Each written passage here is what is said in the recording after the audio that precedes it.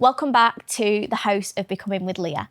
And today's guest is someone who speaks directly to the women that are tired of performing for love and to see their worthiness. Katie is a polarity and relationship mentor for high-performing women who are done with the bare minimum connections, done with the situationships, and done with chasing what was never ever meant to be chased. Her work is all about shifting from effort to embodiment, from proving to receiving, and from attachment to attraction. And this is the work that I have been doing this last 1 to 2 years. And I can honestly tell you, this episode will be life-changing. Today, we're going to be talking about the quantum field, which is probably a bit like, what the fuck? Delusion versus what it is really like to actually surrender into receiving without abandoning yourself in the process. So this episode is for women who are manifesting, visualizing, trusting, but wondering what secretly why you should trust the universe, or what are you really avoiding? Welcome.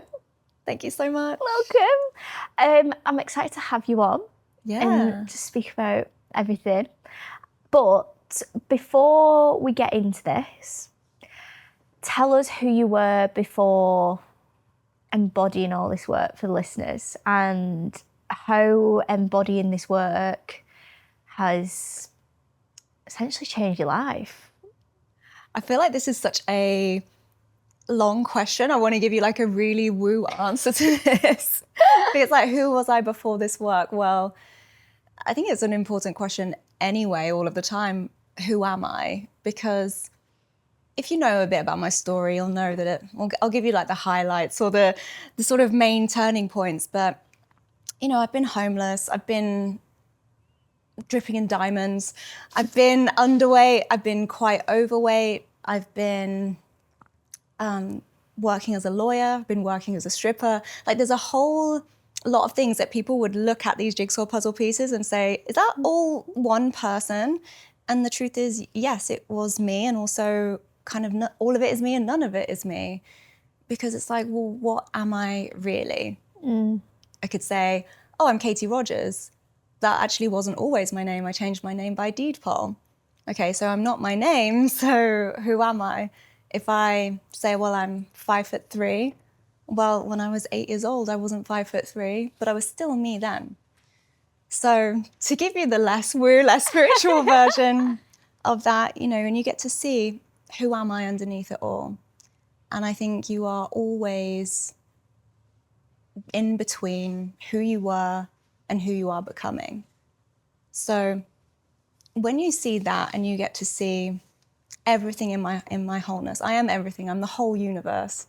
I'm the universe experiencing itself through one unique perspective right now. And that perspective right now is the world of mindset coaching. But the perspective has shifted so much. So I have been fortunate enough to view myself through many different lenses and many different angles throughout my 36 years of life so far, and in doing so, learn a lot, not only about myself, but about the world. Yeah, and I think, first and foremost, she's fabulous for 36.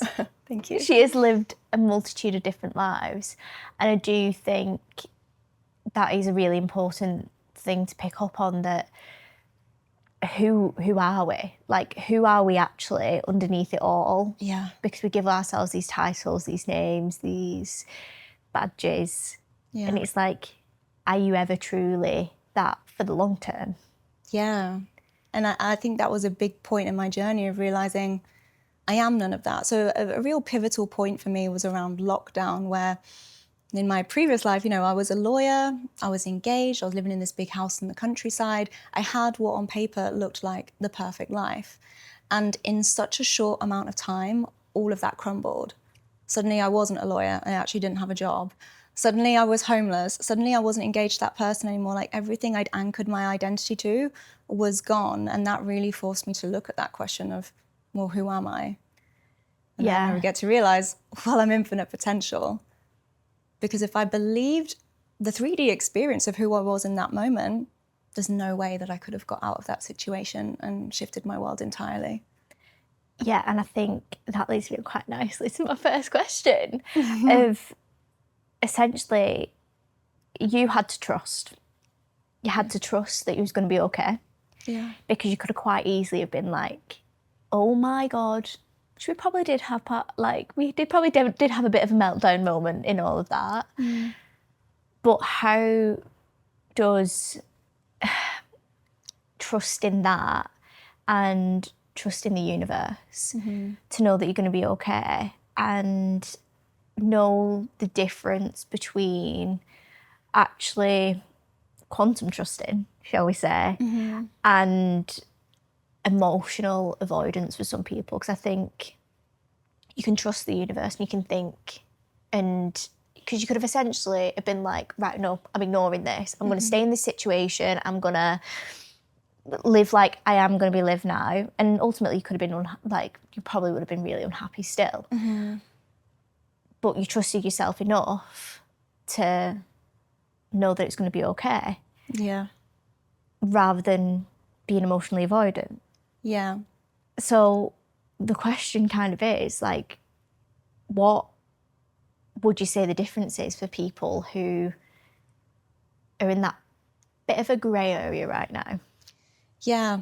And I think even without knowing it and without having deepened into this skill, every single person has like an innate knowing. Yeah. Even if your mind doesn't know, your body knows. And so sometimes your body might feel something. It just feels true. You know, some people, they just knew they were meant to go to the Olympics. They just know they're meant to be in Hollywood. They just like know kind of some things that are fitting for them and some things that are not fitting for them. And the mind can distract us. So this is where I say, like, we often get distracted by our senses, right? What we can see, hear, smell, taste, touch in the 3D. But it's actually more the nonsense, which is where you have your power, right? So it's that internal knowing. It's not about living from the neck up, which is what I did a lot of, particularly in my wounded masculine era as a lawyer, dragging along in an abusive relationship that I really thought it was my responsibility to fix and to heal. And because I was so in my head all the time, I was bypassing my emotions. I was bypassing my intuition because let me tell you, I was getting nudges all the time and it wasn't like they were never there. I just didn't know how to listen to them. What would some of them look like? Yeah. So I would have this inner voice constantly telling me to get out of the relationship that I was in. Okay. But I was not empowered enough to do that. And I know this sounds really bad, but sometimes I would sit and imagine like something would happen to him so I could be out of the relationship so I wouldn't have to make that decision myself. Because I didn't feel safe enough to do that. I had a lot of stuff around rejecting men, for example. I had a lot of people around me telling me I had the perfect life. Why would you give that up? And so I was kind of gaslighting myself to go along with this story of perfection that I really wanted everyone to see for me. And in the same way as a lawyer, I was thinking, there is no way that this is success. I didn't enjoy it at all. The whole time I was at university going through that process, it was a drag. And when I was trying to drag my mind and my body through it, and I think many of us are taught that, especially in Western society, we actually want to suffer and struggle our way to some earned reward. We've all been there. You're like, this sounds familiar. Yeah, we think that that's the way that we become successful, but it's absolutely not. You're not a frequency match for success when you are constantly struggling and suffering. Does that feel like success? No, it's not like, oh, well, I get to feel that at the finish line. No, when I have followed the feelings in my body that felt more expansive and more open, I followed my joy and my desires, the most amazing things have happened. When I feel like I'm battling upstream, I'm having the worst time, everything's hard, I'm not enjoying it, I'm going the wrong way. And so life kept coaching me and nudging me and being like, girl, this isn't for you. We have something better. Come on, trust, surrender. And I was like, this is hard. Okay, I'll work harder. Right? I'm gonna push through this. I wasn't getting the lesson, right? And then there was a moment where I wanted to trust. I'm kind of like, okay, I'm getting it, but I'm gonna need something a bit clearer. So I did this meditation. I said to the universe, okay, if I should stay, show me a deer, and if I should leave, show me an owl, like in relation to my relationship. And I lived in the countryside, so it's not impossible to see those two things, but they're also not super common. And then the universe was sending me owls like you would not believe. And I'm like, owl, owl, owl everywhere. And I told my mum, I said, right, I know this is gonna sound crazy, but I really think I'm being guided by the universe. And I think I'm gonna leave my partner. And she was like, don't leave him. You'll never do better. All of this stuff. So triggering my fear. Anyway, on her way home, she phones me in tears. And I said, what's going on? She normally takes her like 3 hours to get home. She's phoned me an hour in. I said, are you okay? And she'd ran over and killed a deer. And she said, okay, I believe you're being guided by the universe now. Yeah. But spoiler alert, I still didn't trust. And so the universe made sure everything around me crumbled. And at that point, I didn't really have the choice. It was like, okay, well, everything is cleared now. May as well make the light. Now, how do I want to build my life? And I knew my final chapter wasn't me living out my car, working as a stripper, but I didn't know what it was at that point. And so I stopped trying to control everything. And I thought, I'm just gonna pour into me, into what feels good. I went on my own journey of healing, and I'm like, hang on, does everybody know how much you can change your life on the outside by changing on the inside? Then I was like, okay, this is what I want to know more about. So yeah, fully poured into that, and that's how I ended up here. Yeah, and I think it's incredibly... It's interesting how the universe has ways of showing you, which you're not always aware of. Yeah. Like, you're not always aware of. And obviously, when we are all going through like rocky journeys and receiving and letting go, it's really, really hard, especially when, like you said, we've all been trained to push, do the hard thing. Yeah. Like, do the thing that like just feels hard to do. Yeah, because then you get to prove yourself. Yeah. As a lawyer, look how many hours I worked this week. Yeah. Yeah. We don't do that no more. No. We definitely don't do that anymore. But I think it's really, really hard when you are an achiever, and that is your personality type, to do that, because it's just like kind of in your DNA from a young age to be able to do that, and like rewiring the hard wiring. And I definitely have felt the hardness of leaning into that discomfort and rewiring that now. It's essentially difficult, and I think it can be really confusing when things don't happen for you and they feel like it's happening to you. And understanding you have to be an energetic match for what you want to receive or you want to do, or the things that you want to move forward with. And how, as a baby step, would you say for women who are like that, what would you suggest to do as like the tiniest little baby step to receive? I love this question, and there's so many bits I want to pick out of it. Give it us all. Give it all. Okay, one tiny step that I think is really powerful is often we go through this cycle of forgetting and remembering, and that's kind of nice because it makes the remembering even more fun. Yeah. But it's not because you're doing it wrong, that's just the process of being a human. So as we go through this, we might sometimes be in a phase where we're like, yes, everything flows to me when it's easy, when it's fun, when I'm following my desires, woo! And then things start to go a bit wobbly, and then we think, right, well, I know what to do. It's not working anymore. Well, not necessarily that, but it might be that other things shifted your energy, and then suddenly you're not in the abundance mindset. You're more into scarcity. So it's not that the following my desire and stuff didn't work, but it's just that a different part of you got in the driver's seat and said, oh my God, we're not going to get any clients unless we go really hard on all this stuff. And then you're working yourself to burnout and it's not working. And then we become really good victims, right? Eckhart Tolle has a great book on this. We get addicted to our pain body, and we don't want to really look for evidence that something different is possible. We want to look for evidence that we're right. So when you're in that victim mentality of like, nothing's working, I need to try harder, you can keep like perpetuating that loop. But to bring yourself to the space of like, oh, I can lean back, surrender, regulate myself to be able to re-spark that joy again, that is quite masterful.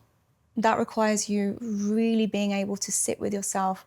And a lot of us were not taught how to do that. Yeah, and I think there's a difference. I think there's sitting back and doing the work on yourself to be able to receive. Yeah. Or just sitting back and being like, everything's going to come to me now. Yeah. I'll come on to that. Okay, sorry. Interluded there on my brainwave. So one small thing you asked me to share with with your listeners about how we can actually bring this into practice is I want you to just think back on the times when you have been successful in the past. Because everyone here, I know sometimes when you're a high achiever, you might first of all tell me, I've never been successful in my whole life, Katie, and nothing's ever been good enough, right? Okay, let's park that. You've had some success. You've had some success. Everyone listening to this at some point in life, you have had success. So I want you to just see, like, when were you in a success energy? What were you doing?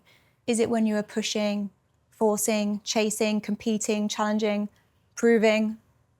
Or was it when you were so in your joy, in your passion, in your desire? When did it flow easily to you? And I think most of the time when, Lhea and I have worked together and you're telling me you're having a great month and I'm like, yeah, what's the energy like? Are you pushing it? No, oh my God, this was so easy. This was so fun, right? Because she's lit up. She's doing the thing that she's passionate about. But I see it all the time, women in business. They might do a launch and they might think, I want to make sure I get everything right. I want to make sure this is a success. And they're so intent on avoiding failure that they do all of these things. And instead they don't realize they're accidentally putting themselves into the frequency of failure. And then guess what happens? Flop launch. And I've also done this. Sorry, I keep my leg up there. Leah's doing the can on the video. My leg's really uncomfortable. So our minds often want to build evidence. I don't think this is true, or this isn't going to work for me, and that's you fighting for your limitation, right? Mm-hmm. It's you fighting for your pain body, which is so normal, right? Because our nervous system wants to be safe, so whatever's familiar is safe, and if what's familiar to you is, this is the way I work, even if it's actually not working, or even if it's got you so far, but you're burned out, you're stressed, you're miserable. It ain't working, girl. Yeah, spoiler, it's not working. But what will get you to your next level will get you to a place of feeling more into true fulfillment and enjoyment, because otherwise what's the point in us being here? Then it's time to start a different approach. And so sometimes the brain is like, I really want some proof. And you can have some proof from my examples, from Leah's examples, but I really want you to ground in some proof from yours. Start looking for evidence. Did you get a client once come out of nowhere while you're on holiday sipping margaritas? Oh, every goddamn time. Yeah. Maybe we just need to go on holiday more. Yes. Well, and I think this is the homework for everyone. Be more in your joy. Be more in whatever makes you feel most alive and most excited, because we're always essentially creating a magnetic field, right? With our head-heart coherence, we're creating this magnetic energy, and that sends out to the vortex, essentially, what do I want? What am I a match for? So let's say these days when you get up and you spill your coffee down you, and then you get your toothpaste down your shirt, and you go out and you get your sleeve caught on the door handle, and it's like every red light you hit, and just everything is miserable. Everything just feels like a roadblock. Well, guess what? You're a magnetic match for that. So either you stay in that all day, or you shift your energy, like get up and shake that off and start imagining how things could be so good for you, right? Because if your inner narrative is, oh my God, I'm so unlucky, everything's going wrong, well, guess what? You'll get to see more of that, because you want to be right, not because you want to be proved wrong. So it's like, oh, this is actually aligning exactly with my inner narrative right now. Mm. Versus when you are more in that space of, like I say, the higher frequency, And it's not necessarily that emotions are good or bad. They're all necessary and they all have so much wisdom. But when you're in that higher frequency, you are a match for a higher result. And I said to you the other day, everything that you have created, everything that you have experienced is because you manifested it. And I know some people might think manifestation is a bit woo, so forget about that word if you don't like it. But the idea is it doesn't start from outside of you. It starts as an idea. Living here starts as an idea and then you make it happen. Starting your business starts as an idea, then you make it happen. Having a partner, everything, right? Your outer world is because you created it in your inner world first. And so when we are really working hard to try and avoid something, so come back to this example of avoiding failure, just remember you create what you don't want in your avoidance of it. And this is why I say there are no bad emotions, but like we actually want to experience our fear. We actually do want to experience failure, not necessarily as a story, not necessarily in our 3D reality, but if you avoid that as a sensation because a part of you thinks, oh my God, I could not cope if I ever felt failure, well, you're inevitably going to experience that. Because if you don't want to fail, you are never even going to try. And when you realize the most successful people have failed the most phenomenal amount of times, failure doesn't become so scary and you don't need to hide from it anymore. I was literally reading a post about Grace Beverley and her, I think it was like £2.5 million loss because of like the American new trading laws and like exporting goods, etc. And I was just reading that and I was like, like even the most successful people in the world, business, like I'm using business because that's quite a predominant thing for me, is understanding that everyone goes through it. Yeah. Like every single person goes through it. And for me personally, the difference between people who are successful, like incredible, everyone's successful. Like everybody is successful, but like the people who we see on social media, online, whatever, like these incredible, like top of their game, women or men, whoever, these people have failed time and time again. It's just that they know how to bounce back from the failures a lot faster. Yeah. Not emotionally attaching to the outcome. Yeah. It's like, right, okay, well, this happened.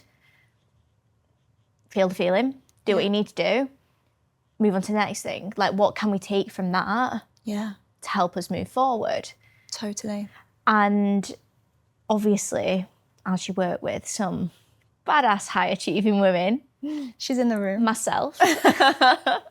Multiple women who she works with. I think it's unlearning that failure isn't a bad thing, to actually become that magnetic match for what they want. Yeah. And stop chasing it to be impressive that I've not failed. Yeah. Do you know what I mean? Like unlearning that, well, business, relationships, whatever, just because you've not got the perfect, successful outcome, whatever, right now, that doesn't mean you failed. Yeah, totally. Again, Chrissy Chella, owner of Honoractive, she did a post the other day that people were calling her a slut, a slag, whatever, because she was in and out of relationships. And she was like, well, if I weren't in and out of relationships as fast as I was, then I'd been stuck with someone who wasn't my person. Completely. And I think there's a massive, massive misconception about failure, lessons like leaving, being with different people, business, whatever, changing your different path, that we wear it as shame. And that's exactly it, shame, which is such a low vibration. It keeps people in situations they don't want to be in for so long because they are so afraid of meeting parts of themselves, right? And I've actually got a course coming up really soon about ending the situationship trap. So it's interesting that you're saying about Chrissy Chella. And this is what I say about the difference that I see from people who are successful and people who are top of their game is the speed at which they make the decisions. Fast. Yeah, you want to fail quickly because then you can move on. You want to take the lesson. And this is from somebody who, you know, when I was in my relationship and I was thinking of leaving, I gave it a 6-month deadline. I really wanted it to work, right? I'd got real like sunken cost syndrome. And I was like, I poured so much in this. I gave it a 6-month deadline. And that turned into 2 years of me having one foot out the door. And this is the thing, that time didn't bring about any clarity. It didn't change the situation. All it meant was that my emotions, my self-esteem, my confidence was just slowly eroded over a much longer period of time. So when I'm working with women now on ending the situationship trap, it is about overcoming shame. It is about being able to be really clear on what your standards are, what you want, knowing your worth, to be able to have that. And if something doesn't work out, great, that's just feedback. Because it's never about how do I get this man to love me back? Or how do I get this job to work? It's just you collect data and you see, is this for me? Is this, you know, in my highest manifestation of the thing that I want, is it this? Or am I settling for the almost and then living with a lot of shame and resentment around that? Yeah, and interesting question that's just come into my mind is, obviously we are well within our rights to have standards in every aspect of life. Yeah. But is chasing perfection unrealistic? Or can you work with something and work with it? Yeah. I do really like this question because, I mean, especially in the relationship space, you see so many women online be like, princess treatment or nothing, right? I mean, yeah, we love princess treatment, but also have the capacity to be human and to allow somebody else to be human too. And so accepting kind of... Not the bare minimum, girls. Yeah. Not the bare minimum. Yeah, but if you're in a situation where you're like, oh, this isn't what I want, but I've built so much attachment because we've been together a long time and I kind of like the shared routine that we have together, even though our values don't realign and I want to go and do this and he doesn't want to do that, and then it's time to like be really honest with yourself. Now that's different from somebody having a human moment. You know, when you're in a relationship, naturally, yes, there's going to be like this real like cocktail of hormones at first that feels really lovely and really exciting, and then that wears off and you see that actually you're going to be a perfect match for each other's wounds. And then if you are with somebody who you can work on those things together, it's like you're not just in a relationship with them, you're in a relationship with their inner child as well, and vice versa. So one thing I do see is women giving a ton of compassion for their partner's inner child. But not getting it back. And, well, not giving themselves it. Right. For a start. They hold this standard of perfection from themselves and they want to perform to this level of flawlessness because they think that's what earns them. Maybe I can get a better version of them if I love them harder, if I show up more. And it doesn't work like that. So, yeah, I hear what you're saying in the sense of have standards and also have a sense of what's realistic. And that comes down to discernment at the end of the day. It comes down to what are your boundaries? What are your flexible boundaries of this is just nice to have? And what are your, this is a deal breaker for me? I think writing it down as well. Yeah. Like actually getting a lot of clarity on what it is you actually want. Because I think a lot of people chase it because they don't want to be alone. Yeah. That comes back to obviously you create the what love you that want. you have for yourself and all of that comes with it. Yeah. But I think a lot of people do chase relationships because they don't want to be alone. And I do think as well for women, we have this unnecessary pressure that you hit 30, you marry, your kids, you're set for life, that is it. Like there just is a massive expectation, I feel, for women still. I think it's growing and changing, but I do think there is that expectation and unnecessary pressure. Like I speak to, obviously I coach a lot of girls on my team and I have people who are concerned about stuff like that. And it's kind of upsetting in a way, because it's like, you don't need that to be worthy. You don't need that to be loved. You don't need to be that to have this perfection, because you are already that. Yeah. And it's that point again of you create what you don't want in your avoidance of it. Yes. I so badly don't want to be alone that I will choose to be in a relationship with a partner where I feel lonely. And you'll always feel lonely until you are willing to sit with yourself and meet parts of yourself that you previously hid or rejected or felt shame around.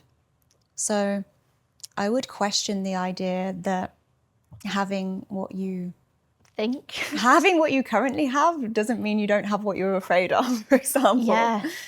And you get to see, like, okay, if I really believed that I was worthy of the thing that I wanted, would I be saying yes to this still?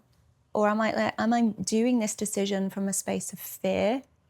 And you'll know that, like I say, your body will tell you, even if your mind doesn't know. If you're moving from fear, then it's likely when you think about that thing, you're feeling that fear of abandonment or loneliness or anything like that. That might feel like a tension or a tightening or like a lump in your throat or something like that. It doesn't feel open, expansive. Oh my God, I choose them because I'm obsessed with them. I'm choosing them because I'm so proud of them. I want to introduce them to everyone I know because they're so fun to be around, or I'm so proud of them. Or, you know, one of the questions you can ask yourself is, if someone said you were like your partner, would that be a compliment to you or not? And you get to see, like, how do I really feel about that situation versus what else is going on there for me? So yeah, discernment, boundaries, and really knowing what it is that you want. And to be honest, like I say, you'll meet someone and you'll be a match for each other's wounds. So that's the case for everyone. We all are holding on to some degree of trauma. Now, when you do your work around those things, you might no longer be a match for that person anymore. There might be stuff that you used to play out and you think, oh, actually, that doesn't feel appealing for me to play that game anymore. Or you might both grow together and evolve. So this is where it's like, no, it doesn't have to be the top level standard, but as things come up, is somebody willing to grow and evolve with me if that is important to me? Yeah. I think that's quite big. Like, I think a big piece of a lot of people's confusion with relationships, because also as well, people will just be like, well, this has come up, I'm gone. Yeah. And people will just retreat and then not do the work and not do the things that they need to step up. Yeah. Not necessarily, not for their partner, but for themselves. Totally. In that. Yeah. And then it becomes a cycle. Yeah, because people who want to look outside of you, and this is where I say we get distracted by the senses, or look outside of me, the next partner, the next job, the next podium, the next client, the next whatever it is.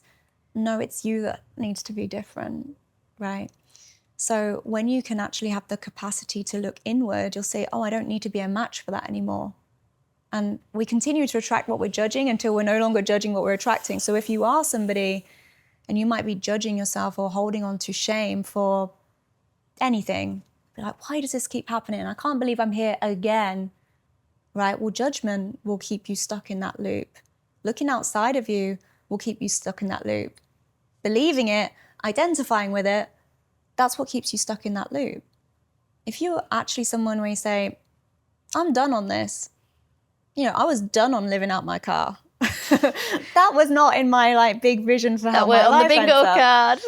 I was like, I know this isn't my life. Well, I need to be different to attract something different. And I've completely shifted my external world because I completely cleaned up my house. It's never about anyone else. It's always about you. And when you have interactions with other people, I'm sure some of you are listening and be like, no, it's definitely my boss. It's definitely my partner. This is where you get to put in the projection work and kind of decode what that actually means about you. Yeah, it's thinking about what am I, for people to understand that on a basic level, it's like understanding what am I thinking about other people, what am I judging about them. Is that an internal reflection? It's all just a doorway into your inner world. This is kind of like all your dream, right? This is my reality. And there's so much of what is happening in the 3D right now that is just completely not on my radar because it's not in my dream. It's not in my experience. And it's not something I'm a frequency match for. So it just won't even touch me. But the things that are meant for me to see, to experience, to hear, they'll come up. So I might be in a shop or something and overhear a conversation, and there's like the exact piece of the jigsaw puzzle that I needed that I overheard from somebody else. You see how life creates these things. Yeah, it's coincidences is God's way of staying anonymous. Yeah, basically. Yeah. And I think receiving can look different in different ways. Yeah. And not just in an energetic or like physical way, but in emotional too. Yeah. With that, for me personally, when we've done the work, the shift, it's like, it's a calmness in the chaos. Yeah. Like, it could be absolutely chaotic on the outside world, and outside it may look like, for me, everything's collapsing and falling and whatever. But like emotionally, I feel safe. Yeah. I feel calm and relaxed and chill. But on paper, it like, whoa, what are you doing? Yeah. And I think it's the level of delusion. The level of delusion. Yeah. To be like, that's the feeling. Yeah. And even though you might, I know I've got a really extreme example of how... Tell us, Katie. How my life crumbled, right? I didn't sit there and be like, God's plan. Like, I wasn't like... Peace out, guys. I wasn't like, I trust the universe. No, you still need to have your human experience. And I will say I wasn't as spiritually evolved at that point in my life. It's only with hindsight that I can look back and say, oh, of course that was all meant to fall. Like, I can see how that was all happening for my highest good. Thank God the universe decided to clear an abusive relationship, a toxic job, me living in a house that looked nice but was actually a prison. You know, all of these things I didn't know at the time that was for my highest good. Now that I have a bit more experience and a bit more trust in myself and real resonance as a creator of my own reality, you know, I see how as a victim I created a pretty big victim reality. But now from this space, I can see a little bit more clearly, like, okay, this is clearing for a reason. But that doesn't mean that I get to bypass the human experience. It doesn't mean that I won't have grief or that I won't experience some element of shame or fear that comes up around it. But the difference is I will meet that emotion in a very different way. And when you say about receiving, often when we meet these parts of us, and so we do a lot of inner child work and parts work, you really do want to nurture them and give to them and love them. And sometimes it can feel very easy, especially if you are the nurturing, giving kind of person, to be able to do that, to be able to give. But when you switch the role and you say, now imagine the feeling of receiving that love, of receiving that nurturing, of feeling into that safety, that's when for a lot of people, they realize maybe that's the first time they've ever really felt that, which is powerful and emotional and overwhelming. And sometimes because it is so different, feeling and receiving love, feeling and receiving safety can feel completely terrifying to your nervous system, especially if your body has coded all of that stuff as scary. If maybe your experiences of love in the past was more like manipulation, maybe you never experienced safety before. So when I say learning to sit with yourself is one of the most powerful things you can do, it's not even just let me learn how to sit with my fear, but learn how to sit with all of it, learn how to receive love, learn how to receive success. You know, we mentioned earlier, you might have been the person sat there being like, no, I've never received success. Well, there you go, right? You go. You are resisting the sensation of success. Now, when we boil all of this stuff down, there's generally an element of worthiness around this. Well, I'm not worthy of feeling success yet because I haven't got a gold medal in the Olympics yet, or like whatever your standard is, right? I'm not worthy of receiving love yet because I haven't got the ring yet, or I haven't done this yet, or I haven't got the children yet, or like whatever it is. And so we can keep giving ourselves goalposts. And then as soon as we get near them, we push Remove them out. Yeah. So the moment you can say, I'm going to let myself feel love now. I'm going to let myself feel safe now. I'm going to let myself feel successful now. Well, guess what? You've become a magnet for all of those things. So when I start to embody love, suddenly I see examples of love all around me. I see my friends show up for me. I see my friends send me the most beautiful messages. I might have people, strangers, smiling at me or reaching out to me. Animals come up to me, right? Because love is everywhere, because I am love. So when I'm the magnet for that, it doesn't matter if my brain wants to tell a story of something else because of something else that happened. I know the truth of who and what I am. Yeah. It's like is it the yellow car theory? Or whatever car colour. Yeah. It's very much like, okay, whatever I'm feeling, whatever I'm embodying, physically, internally, emotionally, whatever level that may be, you're going to look at it and you're going to attract it. Yeah, your reticular activating system. 100%. And it's, for me, whenever I'm going through any moment, I always say, just give me a sign, give me an angel number, give me whatever that may be. Yeah. And then it'll always point me in the right direction and to know to trust or to love or to, like, what's the word now? My mind's gone blank. Surrender. Yeah. And just allow it to happen. Let's talk about surrender, because I think that's a big one that gets misunderstood. Let's go. And I want to share a little bit about masculine and feminine energies as well. And I love using a sperm and an egg analogy for this. I mean, it is masculine and feminine. That's right? But when I say masculine and feminine, I'm not talking men and women. I'm talking more energies, and we have all of it. And we'll have wounded and we'll have empowered, like, versions of all of this stuff. But in the boiling it down, simplifying it a bit, in the masculine, we'll think about our sperm. It's competing, it's chasing, it's proving, it's earning, it's finding, right? It's doing all of those things. And what the egg does is she stays still. She doesn't move. She's a queen, right? She sits there. An egg actually emits a frequency, so it sends out this transmission so that the sperm knows where to find her and that she's ready. And she trusts that the best sperm is going to find her, the creme de la creme. I mean, that they're going to find her, right?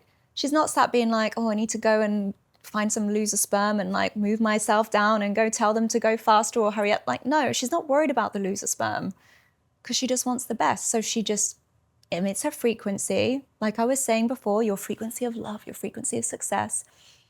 And she trusts the right one's going to come and she just surrenders. So the feminine isn't actually passive. So when people say surrender, that can be very terrifying to a lot of high-achieving women's nervous system, because they think, what, I just don't do anything? Well, how is there anything going to get done? Right? Because they're so used to doing. But the real power is in the being, right? Is in the frequency. You do and you be. Yeah, it's be, do, have. A lot of people just focus on the I need to have. I want to have. And then maybe some of the people focus on, I need to do this thing so I can have the thing. And they're really busy in the doing, but they forget to do the being, right? So when I was a lawyer, I was very focused on the doing. But did I have the thing that I wanted? No. The thing that I wanted being success. I had maybe a title that impressed some people. I actually wasn't getting paid very much at that point.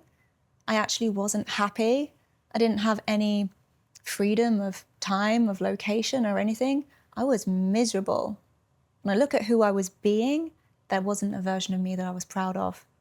That wasn't success, right? Now, it's much easier for me to focus on the frequency. Yeah. What do I actually want to create? How do I be the greatest match for that? What stories do I need to clean up? What beliefs do I need to clean up in order for me to be the match for the thing that I want? So it's really easy. I mean, at the moment, if you... How do you be? How do you be? How do you be? I'm being pretty good. How do I be? It's a good question. Tune into the feeling And I think that's something not many of us do. Slow down. You think. Yeah. You think about the be rather than just be. Yes. Yeah. Do less. Slow down. Bring in some pleasure. Our nervous system actually thrives in pleasure. Give it me. Yeah. So when you can really give yourself that sense of safety, when you can give yourself permission to sit with yourself instead of sometimes the busyness of I need to do. Some people, they might notice if I sit with myself, suddenly I've created a mental to-do list of all the things that I need to do, and I've got up and I'm doing the washing and then I'm cleaning the sink and then there's a feeling that that's unsafe, and that's what triggers the behavior. But when you can go inward and you can ask the question, what are you so afraid of? Why is that scary? And like I say, we go through these cycles of forgetting and remembering. So even this morning, I was in a forgetting cycle, and I was sat thinking of all the things that needed to be done. And then I was imagining that Johnny was mad at me for not doing the dishwasher and how busy I've been. And I'm like, why?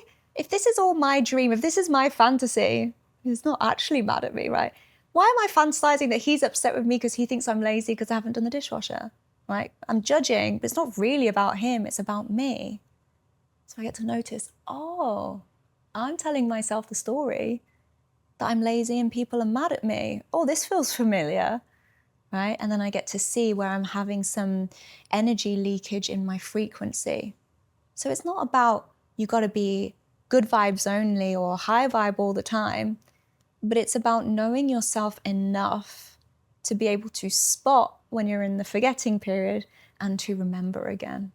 I think that takes skill. Oh, yeah. Yeah. It takes a lot of practice.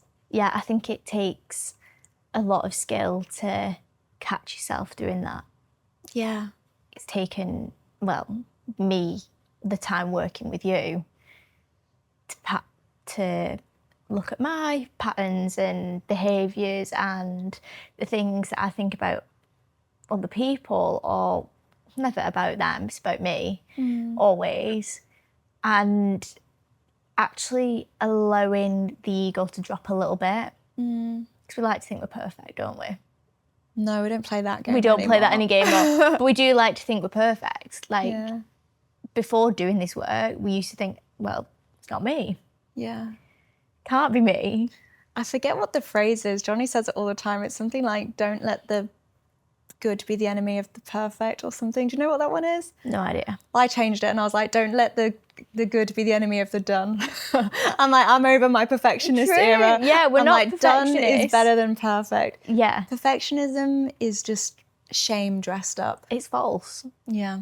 Shame and avoidance.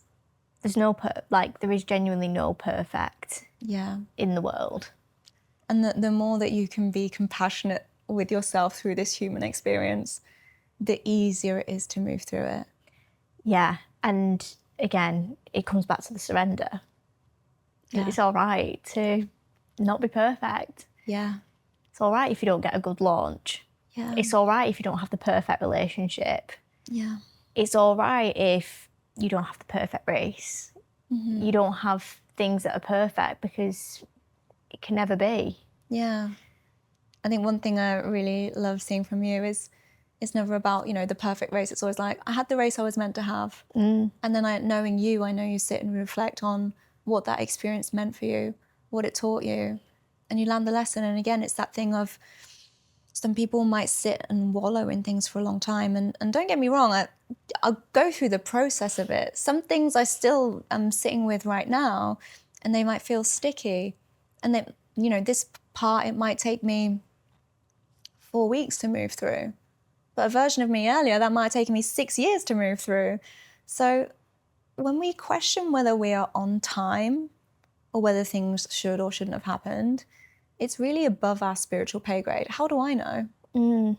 But I really do trust that I'm co-creating with a force higher than me that knows exactly where I'm meant to be going, and I'm never going to be off track.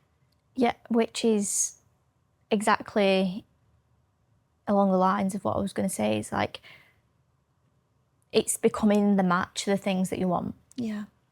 and shifting that energy and pouring the trust, knowing the lessons and the learnings and having the reflection, but also knowing it's safe to have that reflection. Like, you are capable Yeah. to hold emotions. Yes. You are capable of holding your own experience. Yeah. You are capable of so much more than you think or believe about yourself. Yeah. And it's almost like this point I haven't really stressed it as much as I want to, but the point of duality. Yes. You know, you were saying about Grace Beverly and everyone else. It's this point of more is more. Okay? Like, the more success I have, the more failure I have. Yeah. The more clients I have, the more clients that are going to leave. The more, it's just always a game of more. The more comments I have, the more negative comments I'm going to have. It's a game. So the more success I have, the more failure, the more love, the more fear. I did hear somebody say the other day, and I thought this was very beautiful and very true. The moment you sign up to love somebody, you are also signing a contract to grieve. And I was like, yeah. That's so true. What a privilege it is that we get to grieve because it meant that we have loved. Yeah, I think there's a big negative connotation to that loss Yeah. side of things. Yeah. Like, it's not okay to feel the loss, Yeah. even though it absolutely is. Well, yes, and it's And necessary. you need both. You got to feel all of it. Yeah, you really do need both. And I think within whatever experience that you have, to have both, it really does make you appreciate the good as well. Yeah. A lot more. Not that you have to, like, you should be feeling that bad all the time, but it does really do make you appreciate the good times as well, but also as well bring that duality and neutrality to situations. And quite often as well, we want to think of it as good and bad, but actually there's been so much wisdom and so much progress and so much power in me working through my shame, through understanding and experiencing my failures, through experiencing grief. But the thing that actually feels bad is that most people will not sit with those things. So it's not that those things are bad, but it's your avoidance of them, your rejection of them, your resistance of them. That's the thing that actually hurts. So for anyone thinking that of like, oh, I've got to experience the bad, like, sometimes we make a lot more suffering for ourselves than we necessarily need to. Because when you quote unquote know how to suffer, then you suffer much less.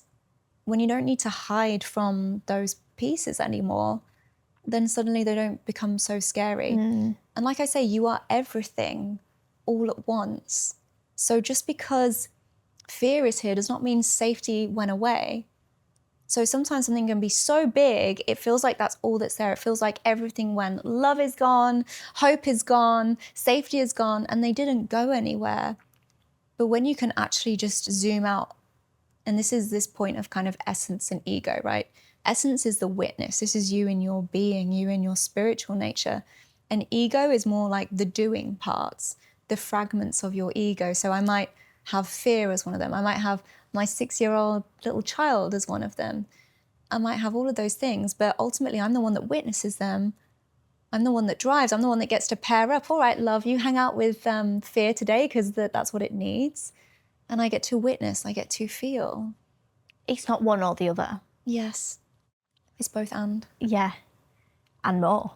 And more and more. The full range of the universal experience. And the last little bit that I want to move on to, which it goes very, very well with what we've just said. If a woman is listening and feels stuck between the trust and the fear right now, of being able to hold both, Yeah. or trust and fear of trusting her instinct, or not following through because she's too scared to follow through with whatever, what would you want her to remember? There is So much. infinite wisdom within you. When we stay in the head, we're actually kind of cutting off our access to it. So feel, and feel all of it. If it's fear, see if you can feel it, meet it with love. Listen to it. What does it want to tell you? If it's your intuition, your excitement, your openness, feel it. Notice what that feels like.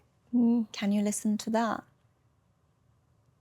And when people start to connect to this and they want to build more of their intuition, I don't know if I'm making this decision from a place of fear or from a place of intuition. Let's even use the example of, I don't think I want to go to the gym today, but I don't know if I'm self-sabotaging or if it's because my body is telling me it needs a break, right? Yeah, we know the type. Yeah. And you get to actually feel into the feeling, notice what it feels like, because it might be the same thought, but some days it might be from a space of genuine self-love. Other times it might be from a place of self-sabotage. Yeah. So how does it feel different in your body? And this is why I say you might get this feeling that's more open, expansive. Follow that. If the feeling is like resistance, it's tight, it's sticky, okay, the brakes are on. But don't just drive one foot on the gas, one foot on the brakes, because it's going to be a really clunky way to drive. Lhea said earlier she wouldn't trust me driving, but that's another story. We're not speaking about that right now. But when you can see what your fear actually wants you to know, you get to take the foot off the brake and then you can go. So if you're ever in this space where you want to make a decision, but you are dragging, oh, I've got my foot on the brake. What's that about? And then you can meet it with more compassion and openness. But a really nice way to just start following your intuition more is just go with low stakes things. Let's say you're walking to the shop and your intuition says, you've got a choice. Do I go left or right? Which way do I want to go? Just see what's that inner nudge? Okay, I'm going to go that way. And just follow that. And those small things, and just notice what happened or didn't happen as a result of me making that decision. Can I trust this? Maybe you're looking for a parking space and your intuition just says, I'll just go down this street. And you find one and you're like, oh, cool. And you start building it that way. Yeah. Amazing. Thank you so much for coming on. Yeah. Tell the listeners where they can find you, anything you've got coming up that it's exciting. Yeah. Because I'm pretty sure that I want to see, hear and do more. Thank you. So you can find me on Instagram at Katie Rogers Coaching. If relationships is something that you are interested in, I post a lot about that. And as I say, I've got an upcoming program on ending the situationship trap, which is a whole personal insight into the patterns and behaviors that happen there. And if this work is something you want to go deeper into as well, this work of self-mastery, whether it be on a focus of relationships or otherwise, then reach out to me because I do have some options to work with me one-on-one too. Amazing. Thank you so much. And such an incredible conversation with, I think, a lot to take away. Yeah. A lot. Yeah. But I think the biggest thing for a lot of people to have learned from this is just to trust and know that you're all right with the duality of everything that you have. Yeah. I want everyone to feel the full spectrum. To feel love and success. But more than that, I want you to know the full power of who and what you are. Yeah. Yeah. Because that changes everything. It really does. Speaking from my own experience, it really does. Right. Well, thank you so much for coming on. Thank you.